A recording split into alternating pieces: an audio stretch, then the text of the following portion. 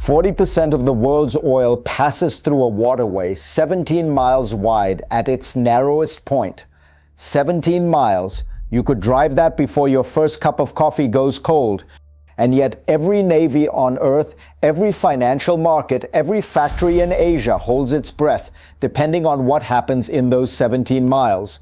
The media will show you weapons, drones over refineries, generals making statements, satellite images of smoke rising over a desert installation. What they will not show you is the mechanism underneath the invisible architecture that determines whether your lights stay on, whether the shelves at your supermarket stay stocked, whether the country you live in can still afford to call itself a functioning state. That mechanism has a name. And by the end of this, you will understand it better than most people who are paid to explain it to you. Here is the question no one is asking you directly. Do you actually know who controls the energy that powers your life? And what happens to you the moment that control is contested? Let's start with one number. 21 million barrels of oil pass through the Strait of Hormuz every single day. 21 million. That's not a figure from an advocacy group or an activist report. That is the number cited by the U.S. Energy Information Administration, one of the most conservative establishment sources on the planet. What does that number mean concretely? It means that roughly 1 in every 5 barrels of oil consumed anywhere on Earth on any given day must survive a choke point that sits entirely within range of Iranian military assets, artillery, missiles, drone swarms, mines laid at night. And the deeper implication, the one that destroys the comfortable narrative that the United States and its allies are simply managing a regional nuisance, is this: there is no viable alternative route for that volume of oil. None. The pipelines that bypass the strait carry a fraction of the capacity. The Saudi East-West pipeline, the most significant bypass, can handle roughly 5 million barrels per day on a good day. The math does not work. The backup plan does not exist. This is why the Strait of Hormuz is not talked about honestly, because the honest conversation leads immediately to a conclusion that the entire foreign policy establishment of the Western world has spent 40 years trying to avoid that any serious military escalation in the Persian Gulf does not hurt Iran first, it hurts everyone else first. And Iran's leadership understands this with a clarity that their adversaries have consistently underestimated. To understand how we arrived at this moment, you need to understand what the last several decades actually built. After the 1979 revolution in Iran, the United States made a strategic decision that would define the entire region. Rather than accept a new political reality and negotiate a framework of coexistence, Washington chose to build a network of dependent client states in the Gulf, Saudi Arabia, the UAE, Bahrain, Kuwait, and arm them, protect them, and integrate their oil infrastructure with American financial systems and American military bases. On the surface, this looked like stability. Guaranteed oil flow, petrodollar recycling back into U.S. Treasury bonds, military partnerships that generated hundreds of billions in weapons sales. What it actually created was a set of countries whose governments were insulated from any accountability to their own populations because their wealth came not from productive economies but from the ground beneath their feet, and their security came not from the loyalty of their own citizens but from foreign military guarantees. Meanwhile, Iran, under decades of sanctions that were supposed to collapse its government, did something no one predicted. It built institutions.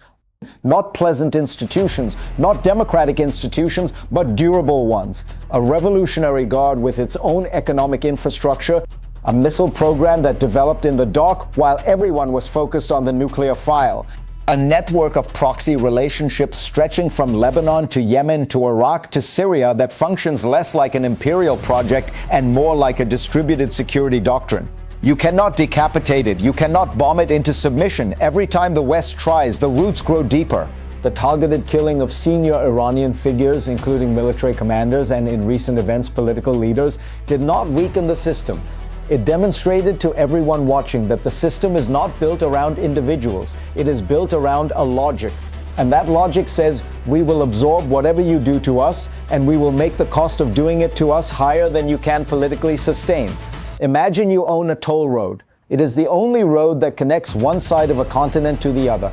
Every truck, every delivery vehicle, every ambulance has to use your road. You have spent years charging tolls, maintaining the road just enough to keep it functional, and living comfortably off the revenue. Now imagine a dispute with a neighbor. Your neighbor, frustrated by years of grievances, begins making credible threats to your road. Not to blow it up, not yet, but to make it dangerous, to impose costs on every vehicle that uses it, to make the insurance prohibitive and the transit time unpredictable. What happens to your income? What happens to every business that depends on your road? What happens to the political relationships you built on the assumption that the road would always flow? The road is the Strait of Hormuz. The neighbor is Iran. The businesses are the entire global industrial economy. And the political relationships between Washington and Riyadh, between Washington and Abu Dhabi, between Washington and every government that has quietly accepted American military presence in exchange for energy security, those relationships are now being tested under conditions they were never designed to survive. Because here is the thing about the Gulf monarchies that nobody in a Washington policy paper will write clearly: they do not have armies. They have militaries on paper, expensive equipment, impressive uniforms, impressive procurement contracts, but the fighting forces are largely mercenary. The engineering expertise that built their infrastructure is largely foreign. The financial systems that manage their sovereign wealth are largely run by people who are not their citizens and do not share their fate.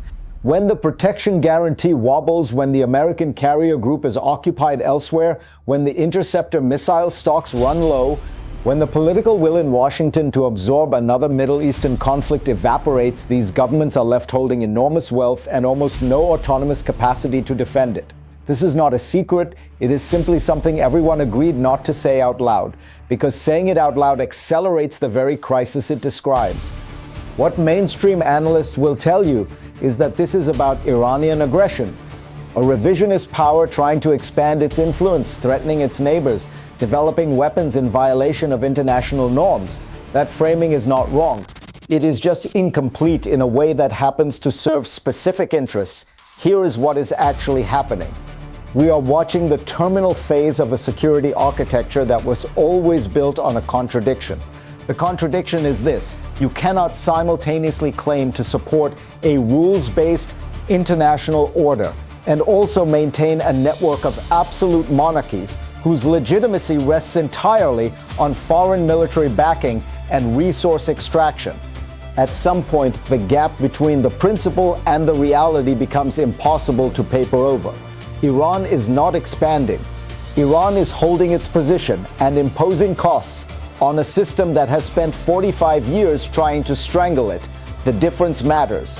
An expanding power can be contained. A power that is absorbing punishment and making the punishment expensive enough to deter further strikes that requires a fundamentally different strategic response, one that the current playbook does not have. The historical lesson that applies here is not the one people reach for. It is not Vietnam, it is not Iraq. It is the war of attrition between Egypt and Israel from 1967 to 1970. A larger, better equipped power with international backing, facing an opponent willing to absorb enormous casualties to impose a political cost. The larger power could not translate military superiority into a sustainable outcome. It eventually had to negotiate from a weaker position than it started from. The mechanism through which power is shifting right now is not military. It is logistical and financial. Every day that the Strait of Hormuz is perceived as contested rather than secure, insurance premiums rise, shipping routes get longer and more expensive, and Asian economies, particularly China and India, are forced to develop alternative supply chains that do not run through American-controlled choke points. That infrastructure, once built, does not get unbuilt when a ceasefire is signed. Imagine a glass-walled office building in Shanghai. It is late evening. A senior commodities analyst is on a call with a counterpart in Mumbai. They are not talking about the fighting. They are talking about a pipeline route through Pakistan, about storage capacity in Oman, about whether a particular long-term supply contract needs a force majeure clause that was not there 6 months ago. Neither of them is frightened by what is happening. They are adapting. And the adaptation, once complete, will not require any political announcement. It will simply be a fact about where the money flows. That is how empires lose strategic position. Not in a single defeat. In 10,000 quiet meetings where people who used to need you decide they can work around you. Somewhere in a building not designed to look important. A planning document exists that describes what happens to desalination capacity in the Gulf if the conflict escalates beyond its current parameters. This is the detail that does not fit neatly into a news broadcast. The Gulf states, Saudi Arabia, the UAE, Qatar, Kuwait, are not like most countries with respect to water. Most countries, even those in conflict, have rivers, aquifers, rainfall, some form of natural water supply that persists regardless of political events. The Gulf states essentially do not. The UAE sources somewhere between 80 and 90% of its fresh water from desalination. Saudi Arabia is not far behind. These are not countries that can fall back on agricultural wells or mountain snowpack. Desalination infrastructure is large, it sits on coastlines, it is not hidden, it is, in the language of military planners, extremely targetable. This is the lever that no one in polite diplomatic company discusses, because the moment you discuss it seriously, you are no longer discussing a regional conflict. You are discussing the potential elimination of basic human habitability in some of the wealthiest and most strategically significant real estate on Earth. You are discussing refugee flows that would make every previous displacement crisis look manageable. You are discussing the end of the Gulf as a functioning civilizational project. Israel's situation is not entirely different. A country that has come to depend heavily on desalinated water, that sits within range of forces that have demonstrated increasingly precise strike capability, faces a vulnerability that no amount of missile defense architecture was designed to address. An Iron Dome protects against rockets, it does not replace a freshwater supply. This is the escalation dynamic that the next 12 months will be navigating, not the one in the headlines. The quiet one, the one that turns a military conflict into something that reshapes where people can live. In 2 years, if the current logic continues without a fundamental political interruption, the Persian Gulf energy market will be functionally bifurcated.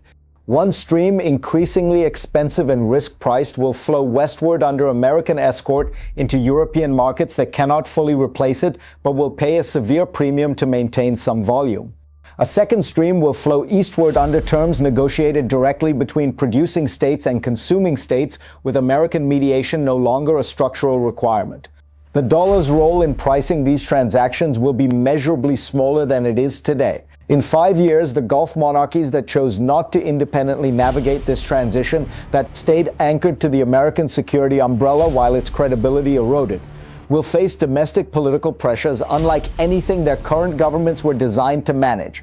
Wealth funds can sustain a population's acquiescence for a while.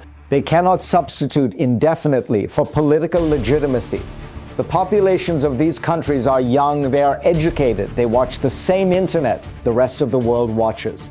They know the difference between a government that governs and a family that manages revenues. In 10 years, historians will write about this period the way we now write about the Suez Crisis of 1956 as the moment when a particular form of imperial management of a strategic resource became visibly unsustainable, and when the powers that understood this first positioned themselves to define what came next. Great Britain did not understand Suez in real time.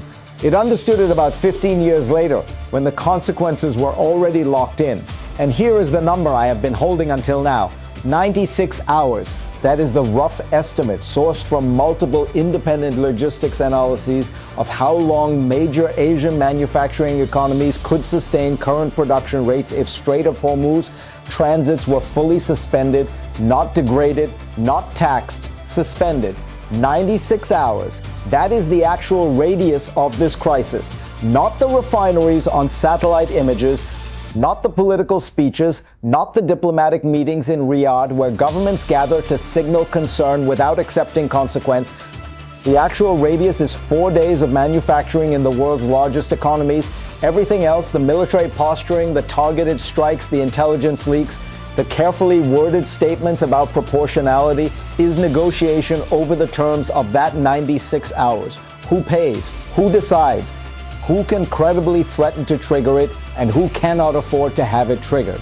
So here is the question I want to leave you with directly. The world you grew up in assumed that the energy underneath a desert was a commodity that could be managed at arm's length, that its politics were distant, its risks diffuse, its disruptions short-term and recoverable. What do you do with the possibility that assumption was always wrong and that we are simply now in the part of the story where it becomes impossible to pretend otherwise? The 21st century is not won by the country with the most aircraft carriers. It is won by the country that needs the least permission to survive. The water is running. The question is who controls the pipes.